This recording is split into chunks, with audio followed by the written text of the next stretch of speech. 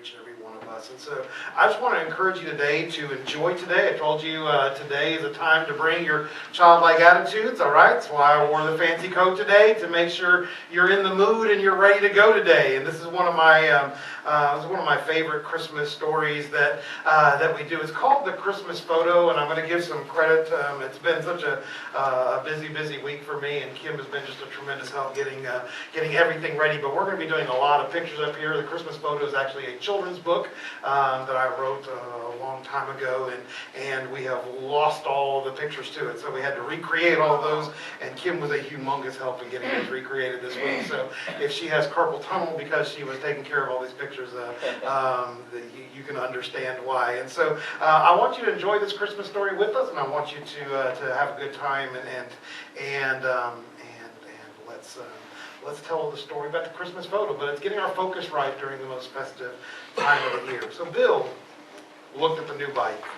It was shiny, and it came with a matching helmet.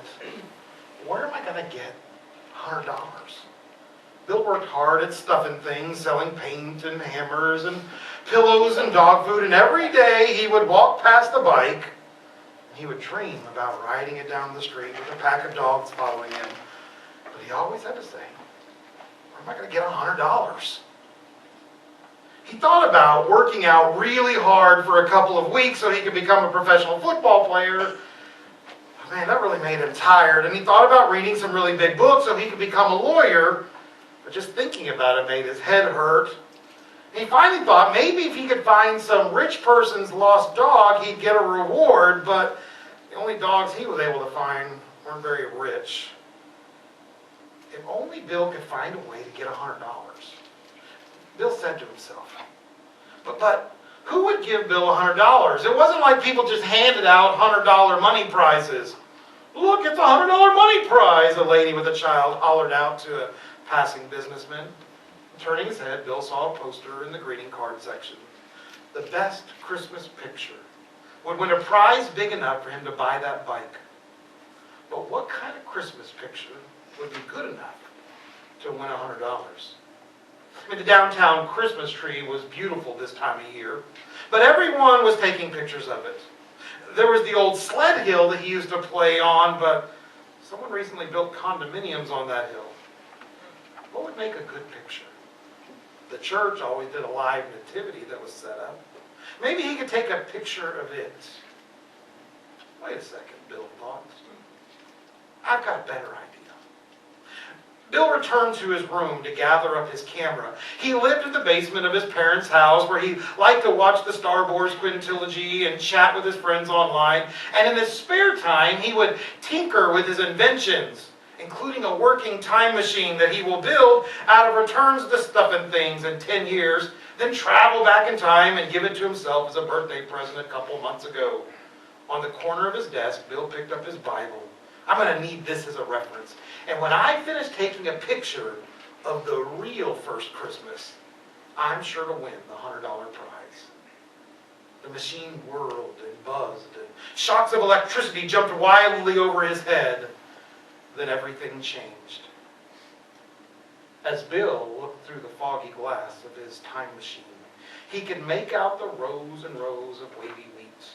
Bill remembered reading that this area of Israel was so well known for its bread that people began calling it the town of bread, the house of bread. The gentle hills were dotted with the occasional sheep pen or small house. And then he saw the valley next to the small stream underneath the star-filled sky. It was Bethlehem. It was larger than he expected it to be. But there must have been hundreds of buildings, some small and others quite large, and everything was covered in sand. It was late at night when Bill arrived. Still, the town was crowded and noisy, and animals were tied up in the street. Families huddled in corners, and everywhere you looked, there were signs of people on the move.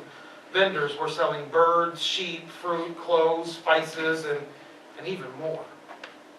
A young guard in dull armor stood at the end of one long street. Is it always this crowded? Bill asked the soldier. It's usually worse, said the soldier. Most everyone has gone in to sleep. If you're looking for a place to stay, you're too late.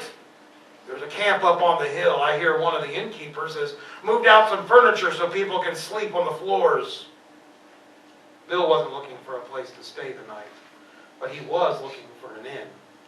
Near the edge of town, Bill did find this one inn with tables and shelves that had been moved into the streets, and worn-out travelers sat around the tables as the salty innkeeper bellowed to all walking past, "There's no more room in any inn. But I can find you a place for the night. Why, I had a young man who agreed to clean out my stable for him and his pregnant wife to stay in." Bill smiled and went around the back of the inn to find a lot covered with camels and donkeys and horses. A servant watched the animals. The young man arranged the stable to make it more accommodating for the night. "Let me help," said Bill. Together he and Joseph mucked the stalls and threw hay on the floor to cover the mud. He pushed out the frequent sheep that wandered in to munch on the slop in the old feeding trough. The stable was old and dirty. It smelled of wet sheep and horse and hay. 2 other families had crowded into the other stalls for the night when the time came. Joseph jumped to his feet and began to pace. "What do I do?" A mother of 5 camped in the stall next to Mary and Joseph, woke and came to Mary's aid. There were tears and screams and hugs of encouragement. And that night, there was a baby. He was wrinkled and tiny, really, really loud. Joseph pulled out a swaddling cloth, and they brought all the way from Nazareth and wrapped the child up. Mary said his name is Jesus. And though her hair was messy and her face was dirty, she held her son tightly until she could no longer stay awake. And Joseph took Jesus and laid him in the manger that he and Bill had just cleaned out. Then with a click, Bill took a picture. Mary, however, did not get long to sleep that night.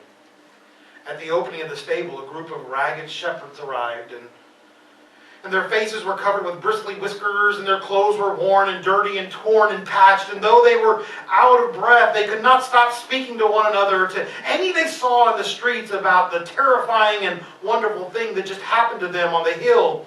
One spoke clearly. "There was this angel, and the angel said, 'Do not be afraid. I am here to announce a great and joyful event that is meant for everybody worldwide. A Savior has just been born in David's town. A Savior who is Messiah and Master. And this is what you're looking for. A baby wrapped in a blanket and lying in a manger.'" Is that the baby? May we see him? When they saw him, the shepherds began shouting and dancing and running into the streets to tell everyone their story. And Mary did not scold them for making such a fuss. She just sat and watched and smiled. And Bill took another picture. With all the hustle and to-do that the shepherds were making, the new arrivals of a group of men went unnoticed, but it did not take long for the word to get into the stable. "Strange men from a distant land have come to see the baby," cried out one of the shepherds. Bill rushed to see these men. It was the wise men, and they were dressed in strange clothes, but carried in their hands small but precious gifts. Their presents they presented them were gifts of gold and frankincense and myrrh. And to Mary, as they told their story, we asked around, "Where can we find and pay homage to the newborn King of the Jews? We observed a star in the eastern sky that signified his birth. We're on a pilgrimage to worship him. And after much traveling, we have come here to Bethlehem, following the star that you can see clearly and vividly in the sky that shines directly above you." Bill said, "This is it. Everyone come into the stable." It was crowded. There were 3 or 4 families, the shepherds, the wise men, and their servants, and many of the animals had wandered back in. Joseph worked to keep the oil in the lamps. The young boys pushed through the legs to have a chance to touch the child. The old woman said, "I've had 5 children of my own, so I knew just what to do." Bill tried to get everyone to stand still. Could you look here for a minute? No, don't stand in front of me. Try to smile a little. Now, I can't see the baby." He took one picture after another. Maybe one of these would be good enough for him to win the $100 cash prize. Bill finally stepped outside to look through his pictures, and they were all dull and dirty and just not very Christmassy. How could he possibly win the cash prize when none of his pictures looked like a holiday at all? The solution is simple. I've got a time machine. Bill said to himself. I'll just go back home and get a few things to help make this picture really first rate. I mean, nothing too much, of course. I want the picture to be as authentic as possible. So Bill returned to his home to gather a few things. He knew he'd need some lights. The pictures were all way too dull. And a new clean blanket. That would only be right to wrap up the baby Jesus. Nothing big, but if he went back earlier, he could paint up the stable just a little so that it wouldn't be so drab. So Bill filled up the time machine and added a few extras just in case and returned to Bethlehem. This may take longer than I thought. I better go back home and get something to eat. And so he did. And while he was there, he grabbed a few more boxes and more boxes and more boxes. Bill wanted everything to be perfect. He landed his time machine on a hill just outside of town several hours before Jesus was born, and around him were shepherds. "Do not be afraid," Bill said. "I bring you good news. A great joy baby is going to be born in Bethlehem." And the shepherds looked stunned and afraid. "He will be the Christ, but you all are way too dirty to see him. So here's good news. I have shampoo and moisturizing body wash, plus an electric razor." And Bill led the shepherds down the hill so that he might clean them up and dress them in clean clothes. As they walked away, angels appeared on the hillside and sang to a field filled only with sheep. As Bill finished with the shepherds, he immediately rushed away. Something has to be done about the wise men. The large caravan of camels and servants preceded the scholars on the road to Bethlehem. "Wise men from the east," called out Bill, "you bring gifts to the newborn King of the Jews, but your gifts are so small, so I have brought you large boxes and foam packing peanuts and wrapping paper." The wise men had never seen such strange and exotic items. "Surely, stranger, you bring something new to us. And though as learned as we are, show us these packing peanuts that you speak of." And with a song in his heart, Bill began showing the wise men the wonders of cellophane tape, singing Christmas cards, and warm winter scarves. "Mary, did you know that your baby boy should always sleep on 100 thread count sheets?" said Bill. "And I know you just had a baby, but seriously, it looks like you just wrestled a crocodile in the swamp. Come with me." And Bill led Mary out behind the inn, where he set up a small dressing station, complete with makeup, hair products, vanity, accessories, perfumes, fashion magazines, and a lighted camel dressed like a reindeer. "This is nothing like what the angel Gabriel described to me," Mary said. "No? Well, trust me, this is what people want to see. One little picture and we'll remind everyone what Christmas really is supposed to be about. Now here, put on these sunglasses." Click. Bill took his pictures. Of course, he made a few changes to the stable. "I'm only going to add things to make the photo more like Christmas without ruining the authenticity. Things like an evergreen. What is Christmas without a tree?" Bill then added some lights on the tree for all the kids and a large star. "That's biblical," he stated. Next, he pushed out most of the shepherds. "You just don't look the part."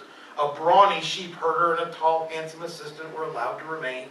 "You are all beautiful, and just think, we're helping Christmas be more wondrous for years to come." With that, Bill wheeled in a dozen boxes filled with festive lights, inflatable lawn art, and a small gas-powered generator. Bill returned home with a smile on his face and a picture in his application packet. He was certain that his Christmas photo would be the winner. How could it not?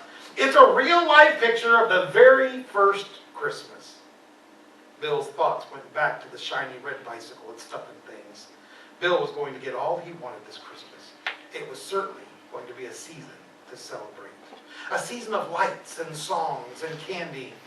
Bill straightened his Santa hat and headed to the store. The judging of the photo contest would start soon, and he didn't want to be late. As Bill walked down the street, though, he noticed that things didn't seem quite right. A passerby with her face nearly completely covered with a scarf waved. "Have a clean Christmas! Would you like a squirt of hand sanitizer?" Bill stuck out his hand. "Where's your scarf?" another person yelled. "How can you celebrate Christmas without a scarf?" Bill just shrugged his shoulders. "Don't mess with him," said a child. "He's just a grump. He hasn't even done his hair up. What's wrong, mister? Don't you love the great joy baby Jesus enough to fix up your hair? Just stay home, you Grinch." What was going on? Everyone was acting acting so weird. And the closer he got to stuffing things, the worse it got. There were boxes the size of cars lining the outside of the store with large signs.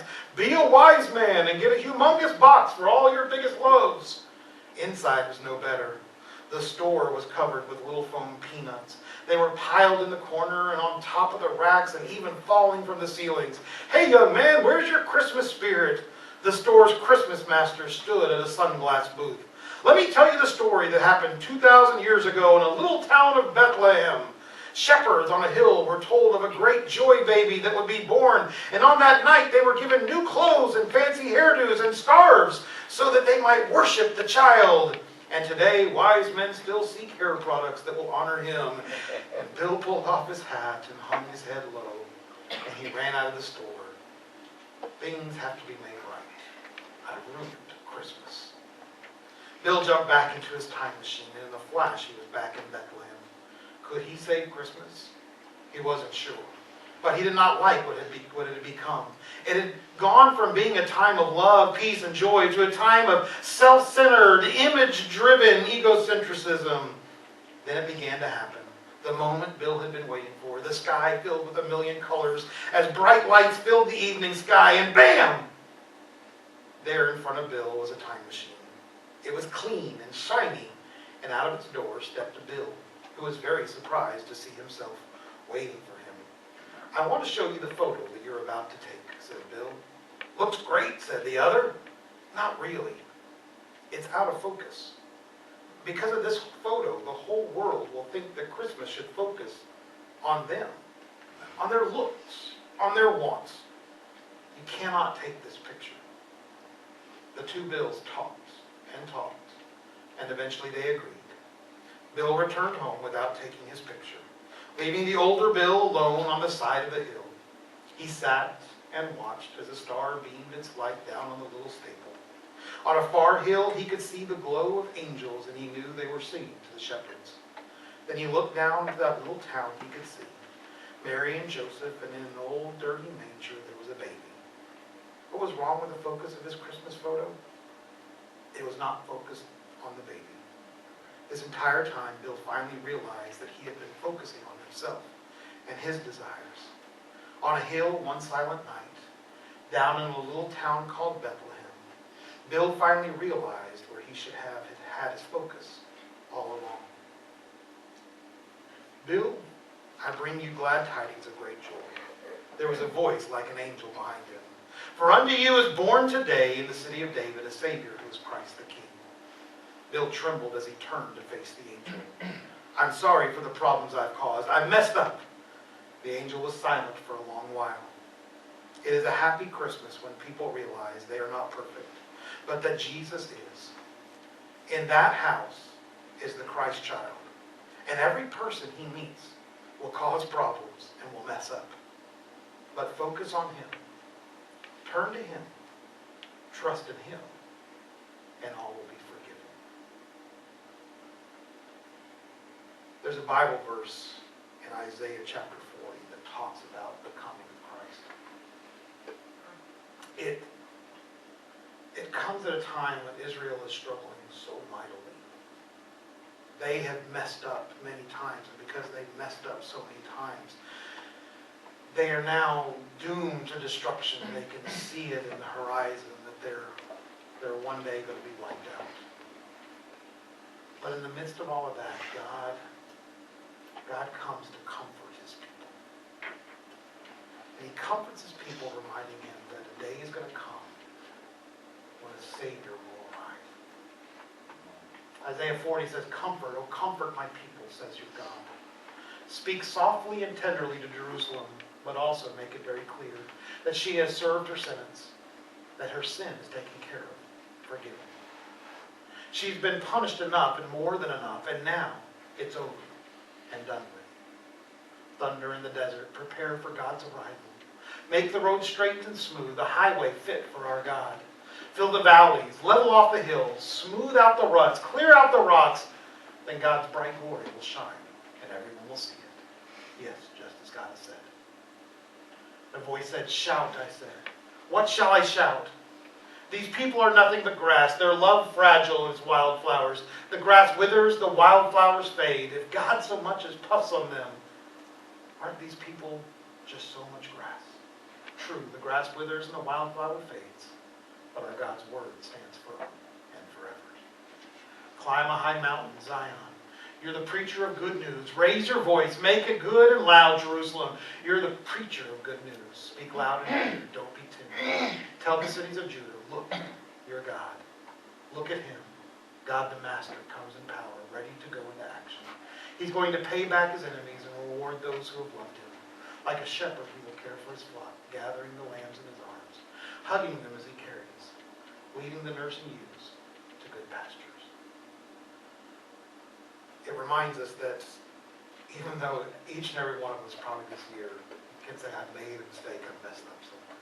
I've had a problem. Maybe not so tragic as destroying all of Christmas because of Time Machine, but something in our lives. And it's so refreshing to know that the whole point of Christ being born was that God knew that we would mess up. And he wanted to provide a salvation for you and a salvation for me. He wanted to provide hope for you and hope for me. He wanted to provide a new life for you and a new life for me. And so this Christmas season, my encouragement to you is that we make sure that our focus is on Christ this Christmas. I love Christmas. I love dressing up in funny suits and putting lights all over the place. I love all that stuff. And Christmas villages are nowhere in the Bible, but I love decorating our house with them every year. We do stuff like that. That stuff is great. I love that stuff. But to always remember that on top of everything else, it's a story about the Son of God being born to this earth, giving up all of that glory, all of that divinity, so that he might be one of us and live a perfect life for you and for me. Let's make sure this season that we keep that focus, that we know that that's part of all the celebrations that we do. And so in all the fun things and all the other stuff that happens, that Jesus Christ remains our focus. Would you all pray? All right. God, we thank you so much for allowing us to have just such a festive time in this Christmas season, for us to be able to celebrate you, knowing that you are a reason, Lord, to have the biggest celebration all year long, Lord, where we take up an entire month just singing songs to you and decorating our houses and doing as many fun things as we can. God, we are so grateful that you have given us a reason to celebrate. But Lord, in all of our celebrations, let us never lose our focus on you and on who you are, on how you have changed our lives, Lord, how you have made us whole.